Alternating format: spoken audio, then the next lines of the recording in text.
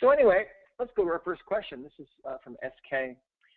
Any success with removing speech impediments or lisping with the emotion code or the body code? I've seen improvements, but it's still there. Yes, let's see. It's been a while since I've worked with anybody with this, but I have had success with it myself. But it's been a number of years back when I was in my brick and mortar practice, which I left in about 2004.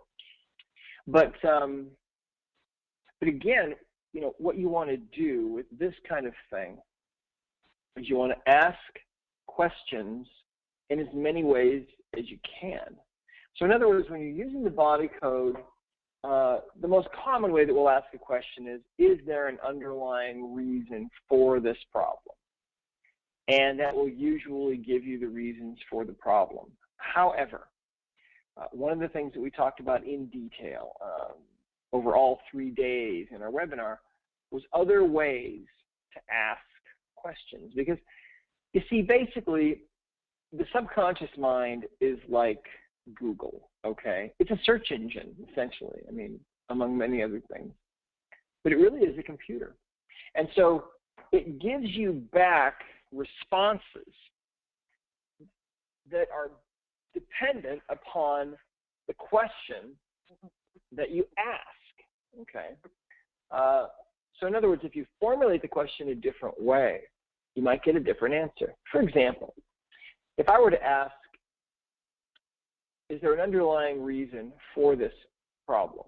I might get a different answer than if I asked, is there an underlying reason that is contributing to this problem?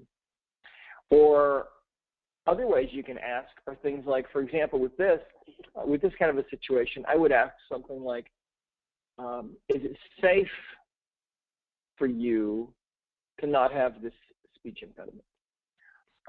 You might get a completely different answer. It might uncover a whole other big rock that has different emotional energies in there or other things, because sometimes, for whatever reason, it's not safe for people to do certain things. So that's a possibility. You might also think outside the box and ask other questions like, instead of just asking for the underlying cause, you might try to find blockages that are preventing this thing from getting better. Now, and this, of course, all of this applies to any problem, any symptom, anything you're trying to fix with the emotion code or the body code.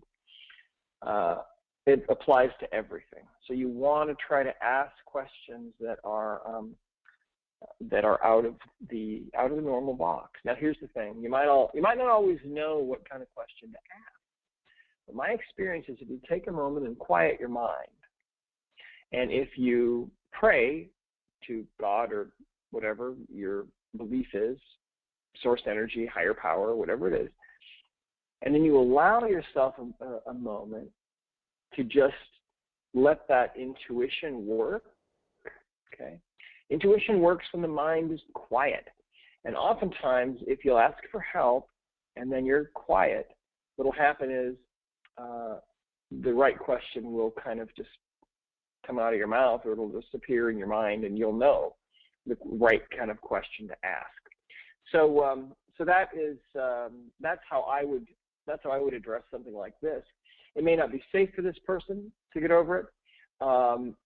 You might ask questions about deserving.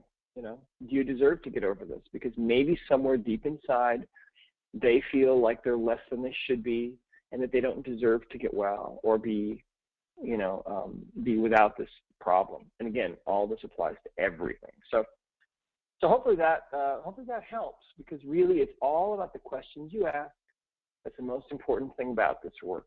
The questions you ask determine the answers you get.